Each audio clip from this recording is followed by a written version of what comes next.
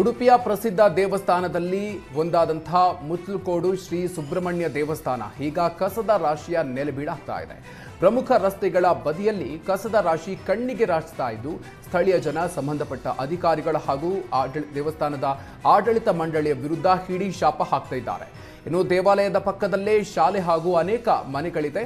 ರಸ್ತೆ ಬದಿಯ ಅಂಗಡಿ ವ್ಯಾಪಾರಿಗಳು ಕಬ್ಬಿನ ಸಿಪ್ಪೆ, ಪ್ಲಾಸ್ಟಿಕ್, ಗ್ಲಾಸ್, ಪೇಪರ್ ಸೇರಿದಂತೆ ಎಲ್ಲ ಕಸವನ್ನ ಹಾಕ್ತಾ ಇರೋದ್ರಿಂದಾಗಿ ಇಡೀ ದೇವಸ್ಥಾನದ ಪರಿಸರ ಕಸದ ರಾಶಿಯಲ್ಲಿ ಮುಳುಗಿ ಹೋಗಿದೆ. ಇನ್ನು ಶಾಲೆಗೆ ಹೋಗುವಂತ ಮಕ್ಕಳು ಗಬ್ಬು ನಾಡ್ತಾ ಇರುವ ವಾಸನೆಯಲ್ಲೇ ತೆರಳಬೇಕಾದಂತಹ ಪರಿಸ್ಥಿತಿ ನಿರ್ಮಾಣ ಆಗಿದೆ.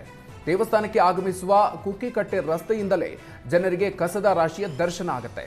ಇದರಿಂದಾಗಿ ಕಳೆದ ಒಂದು ವಾರದಿಂದ ಅಲ್ಲಿ ಕಸ ಕರಗ್ತಾ ಇದ್ದು ಸೊಳ್ಳೆಗಳು, ಕ್ರಿಮಿಕೀಟಗಳ ಆವಾಸ ಸ್ಥಾನವಾಗಿ ರೋಗ ರುಜಿನಗಳ ನೆಲೆಬೀಡಾಗ್ತಾ ಇದೆ. ದೇವಸ್ಥಾನದ ಆಡಳಿತ ಮಂಡಳಿಯ ಜೊತೆಗೆ ಕೇಳಿದ್ರೆ ಅದು ನಗರಸಭೆಯ ಜವಾಬ್ದಾರಿ ಅಂತ ಹೇಳ್ತಾ ಇದ್ದಾರೆ.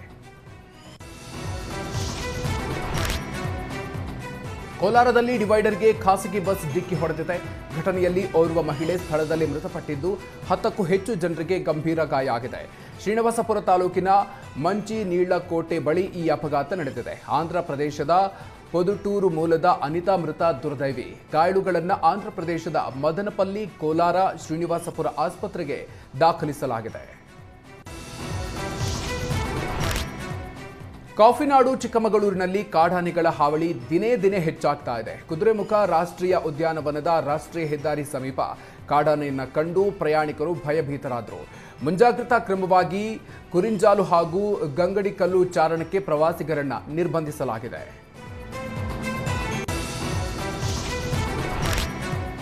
ಬಳ್ಳಾರಿ ನಗರದ ಕೌಲ್ ಬಜಾರ್ ಫ್ಲೈಓವರ್ ಸೇತುವೆಯ ಬಳಿ ಲಾರಿಯೊಂದು ಸರ್ಕಾರಿ ಬಸ್ ಅನ್ನ ಓವರ್ಟೇಕ್ ಮಾಡುವ ಭರದಲ್ಲಿ ಬಸ್ಗೆ ಡಿಕ್ಕಿ ಹೊಡೆದಿದೆ. ಘಟನೆಯಲ್ಲಿ 4 ಜನರಿಗೆ ಸಣ್ಣ ಪುಟ್ಟ ಗಾಯ ಆಗಿದ್ದು ಯಾವುದೇ ದೊಡ್ಡ ಪ್ರಮಾಣದ ಗಾಯ ಆಗಿಲ್ಲ. ಘಟನೆ ನಡೆದ ಕೂಡಲೇ APMC police sub inspector Rafiq ಸ್ಥಳಕ್ಕೆ ಆಗಮಿಸಿ ಪರಿಶೀಲನೆಯನ್ನ ನಡೆಸಿದ್ದಾರೆ.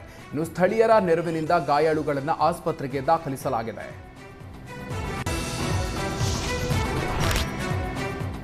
ಒಣಹುಲ್ಲಿಗೆ ಇಟ್ಟ ಬೆಂಕಿಗೆ ಶಾಲಾ ಬಸ್ ಸುಟ್ಟು ಹೋಗಿರುವ ಘಟನೆ ಮಣಿಪಾಲ ಅಲೆವೂರು ಪ್ರಗತಿ ನಗರದ ಕೇಂದ್ರೀಯ ವಿದ್ಯಾಲಯ ಪರಿಸರದಲ್ಲಿ ನಡೆದಿದೆ. ಅಲೆವೂರು ಪ್ರಗತಿ ನಗರ ಪರಿಸರದಲ್ಲಿ ಒಣಹುಲಿಗೆ ತಗುಲಿದ ಬೆಂಕಿ ಪರಿಸರವಿಡೀ ವ್ಯಾಪಿಸಿದೆ. ಅಲ್ಲೇ ಸಮೀಪ ನಿಲ್ಲಿಸಿದ್ದಂಥ ಖಾಸಗಿ ಶಾಲಾ ಬಸ್ ಬೆಂಕಿಗಾಹುತಿಯಾಗಿ ಹೋಗಿದೆ. ಇದನ್ನು ಗಮನಿಸಿದ ಸ್ಥಳೀಯರು ಅಗ್ನಿಶಾಮಕ ದಳಕ್ಕೆ ಮಾಹಿತಿಯನ್ನು ಕೊಟ್ಟಿದ್ದಾರೆ. ಸ್ಥಳಕ್ಕೆ ದೌಡಾಯಿಸಿದ ಅಗ್ನಿಶಾಮಕ ದಳ ಸಿಬ್ಬಂದಿಗಳು ಬೆಂಕಿ ನಂದಿಸುವಲ್ಲಿ ಯಶಸ್ವಿಯಾದರು. ಆದರೆ ಅಷ್ಟೊತ್ತಿಗಾಗಲೇ ಬಸ್ ಸುಟ್ಟು ಕರಕಲಾಗಿತ್ತು. ಇನ್ನು 15 ವರ್ಷಗಳಾಗಿದ್ದ ಹಿನ್ನೆಲೆಯಲ್ಲಿ ಬಸ್ ಅನ್ನ ಕೆಲವು ತಿಂಗಳ ಹಿಂದೆ ಅಲ್ಲೇ ನಿಲ್ಲಿಸಲಾಗಿತ್ತು. ಇನ್ನು ಹುಲ್ಲು ಬೆಳೆದುಕೊಂಡಿದ್ದರಿಂದ ಬೆಂಕಿ ಹೊತ್ತುಕೊಂಡು ಬಸ್ ಸುಟ್ಟು ಹೋಗಿದೆ ಅಂತ ಗೊತ್ತಾಗಿದೆ. ಯಾವುದೇ ಹೆಚ್ಚಿನ ಅನಾಹುತ ಸಂಭವಿಸಿಲ್ಲ.